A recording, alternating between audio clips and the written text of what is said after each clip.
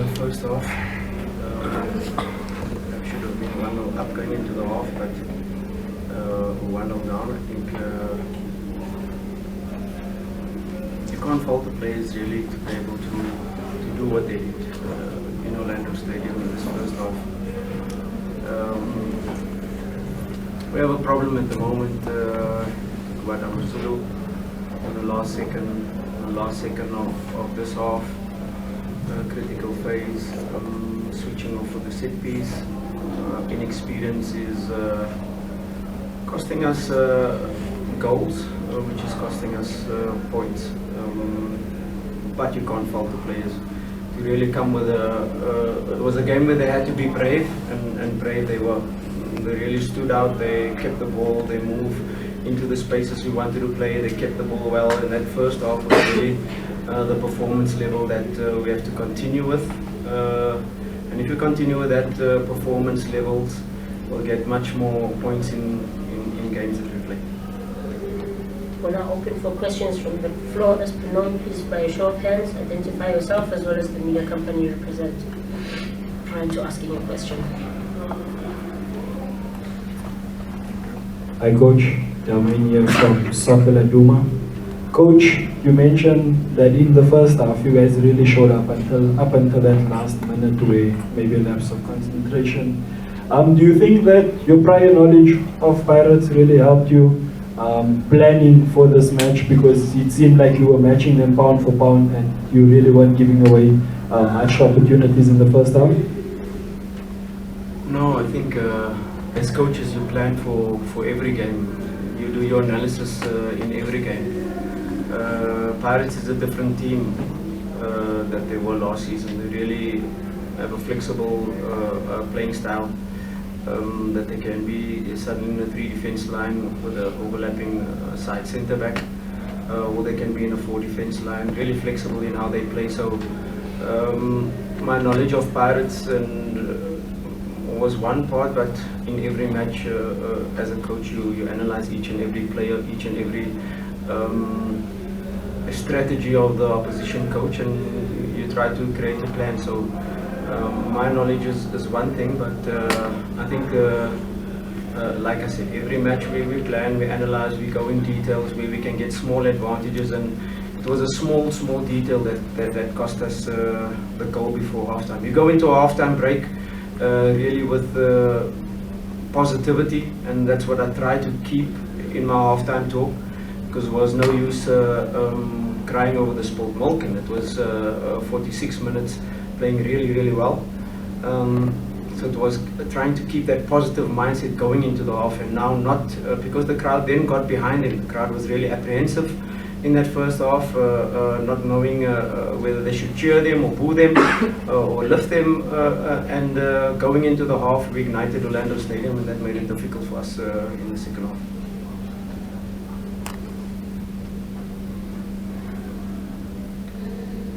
Salam Coach, Caesar here from The Voice. Your coach, it's a tough situation for you. You came in here, I don't know what the discussion was when you joined the team. Now I think there's like 10 games left.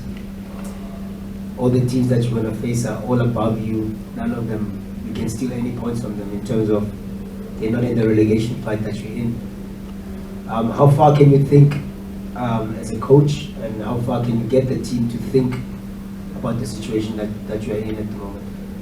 No, we have the approach like when we started in November with our first training session. We were bottom of the lot with a game more than everybody else, and we approached the situation not looking at that and playing with the pressure. Our team has been playing with that pressure of being bottom of the lot for the entire season. So for us, we don't look at the situation, we look at the next game, and the next game is 3 points at stake, and that's how we approach it. Our next game now is Super Sport, and we try to get 3 points in every game, and we will continue with that approach. Every team that we play is like a 6-pointer because the league is so compressed, but we know with 10 matches remaining we have to keep this consistency level of performance, and then we'll be okay. We'll pick up enough points to be able to save the club. Okay, Coach Fadlu from SAUC, hard luck on the result. I think in the last 4 matches, considered 6 goals. There's no doubt about on the offensive play. Does it worry you? Failing to keep clean sheets, and also how you concede, especially given the position you're in. Yeah, we've spoken about it. Most of our goals is in critical phases, and with a young team, it's lessons. Each and every game, we take the lessons of the previous game. We know clean sheets gives you a possibility to get 3 points, and of course that is what we are working on. But it's a mental thing, to keep your concentration for 95, 96 minutes, whatever it takes. That is what we're working on. It's a totally, when I joined the club, it was a mental lessons that the team had to take, because that emotional trauma of being at bottom of the log for 6 months that they were, took its toll. So these are lessons now with a young squad, developing the team to learn that in these critical phases it's game management that take preference, and not sometimes that over eagerness and you want to go forward like we did against Amazulu in the last 95 minutes. We want to go and score in the last second rather than keeping possession of the ball, losing the ball and then conceding. That costs you 2 points. And these are the lessons game by game we'll take, and huge lessons. But our players, after a performance like this, we keep our heads up and we try to maintain this performance level, work on the smaller details, and especially this mental thing of critical phases, and we'll be okay. Karabo from SuperSport. Unlike on the result, Coach, unfortunately, looking at your defensive line, as always spoken about them, does it concern you that you're actually one of the teams that has conceded the most this season, one of the most conceded games, and how are you? We came into the when I joined November, we were most conceded and least amount of goals scored. So that is not a new stat now. If we take before this game, if we take our last 5 matches, we were second on the log behind Sundowns in 5 matches before this match. So we were in a really good way, and we can't take statistics what they had before. We know we are developing the team step by step, and we have to stop conceding goals, that's clear, but we have to score goals as well. I said it last week that our players, the mental state of our players is going into matches. When I joined, was let's go into the match trying not to lose, and we try to change that mindset. Let's go into the match and approach the game to win, and that is the mindset we're trying to create. But critical phases, not conceding in the last seconds of matches is what's costing us, but we'll work on it. We'll learn from it with the young players we have, and we'll grow and we'll pick up points if we correct this key factor. Coach Lorenzo from DStv Times. Obviously a return to Orlando for you. In preparing for this game against Pirates, how much input did you have in terms of, your experience with the club, or has there been a dramatic change in the way they set up and play football this season that it didn't really factor in your preparations for the game? No, they are slightly different. They signed 12 players. Most of the time it's 6, 7 new players on the pitch that was not here last season. So they're a new team. Basically, they're strengthening all departments, and they don't have to worry about. We know the league is now the priority as it was last season. So the preparation, the knowledge of the team, the knowledge of the stadium, the knowledge of the fans, and you could see it going into half time. If you had kept it, the tension growing in Orlando Stadium. It's a small factor, but it's the tactical plan where what you prepare, the knowledge I have, you can relay it to the players, but they step onto the pitch, they have to execute, they have to be brave and take on a club like Orlando Pirates, and that's what they did in the first half. So I'm really proud of them. I take only positives out of this game, and we prepare for our next game against SuperSport. Coach, I'd like on the last. Sia from Kickoff. I just want to 2 quick ones from me. Coach, a player like Rowan Newman, who did not feature as much or at least play as much before arrival. We're seeing him a bit more often now, playing a bit more, growing in confidence. Just wanted to know what have you made of his progress and potentially how high can he go? And we saw Bonkosi Mabume coming in that defensive midfielder role. Can you take us through that technical switch? Yeah, I don't want to really talk about individual players, and Rowan Human and Joti in the midfield area. Palace was outstanding throughout the match. The young players that has a huge potential, Rowan Human.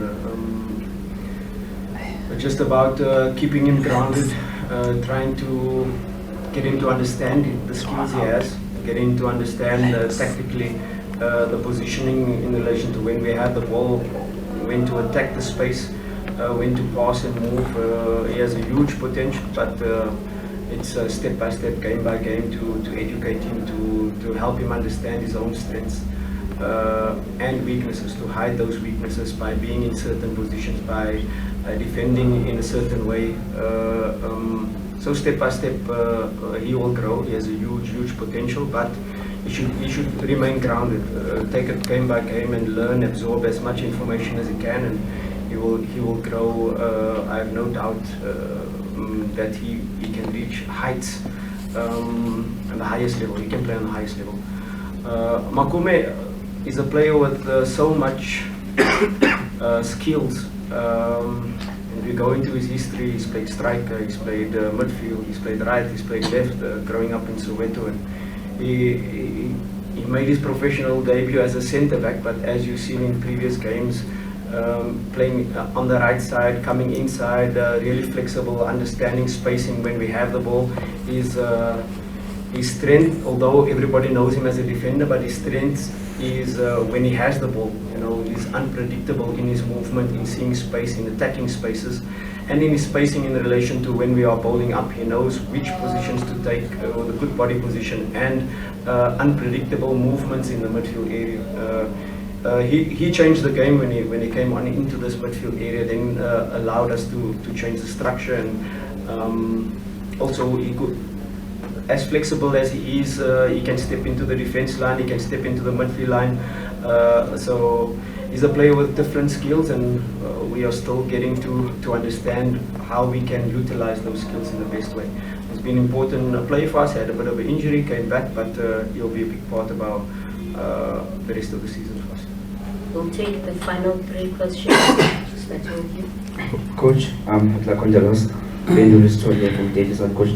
Coach, you've been assistant coach for most of your career, and having a privilege of sitting with so many coaches in the bench. How has it propelled you and helped you to develop yourself as a head coach, and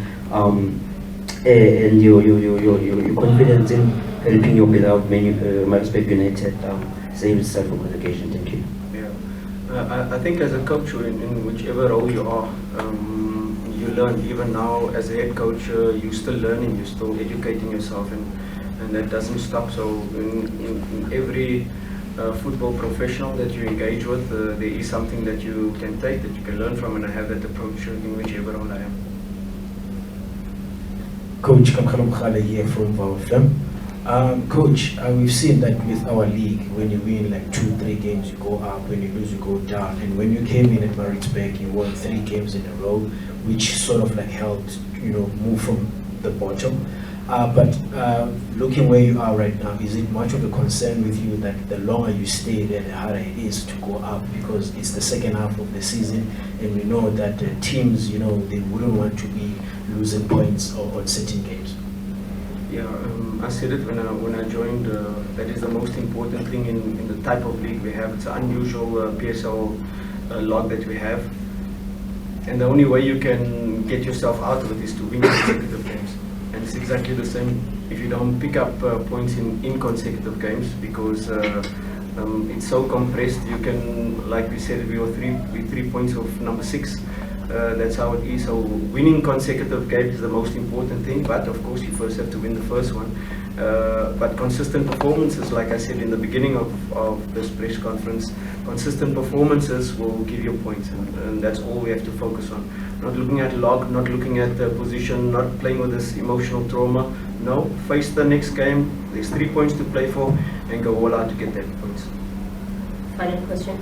Yeah, Coach, today we attended a significant appointment of a new head of referees, someone that even from your time as a player till you got into the coaching space, Victor Gomes, as the national chair of referees committee. What do you make of that committee, and as a stakeholder in the game, what would you hope, knowing how he's been on the pitch, he can do in that space? I always admire professional that goes to the highest possible level, and him refereeing at the World Cup, he went to the highest level possible. There are coaches that are in every press conference, in every post-match, are talking about referees, so we hope he's the first step of getting VAR to the country, because I think that's what we need. We need VAR here to be able to again be one of the top leagues in the world, and at the moment that's what we are lacking. So let's hope his appointment pushes us in the first step of acquiring the VAR system, because that will definitely improve the refereeing. That will improve the decisions percentage being correct. So let's hope that can be the first step of VAR coming to us.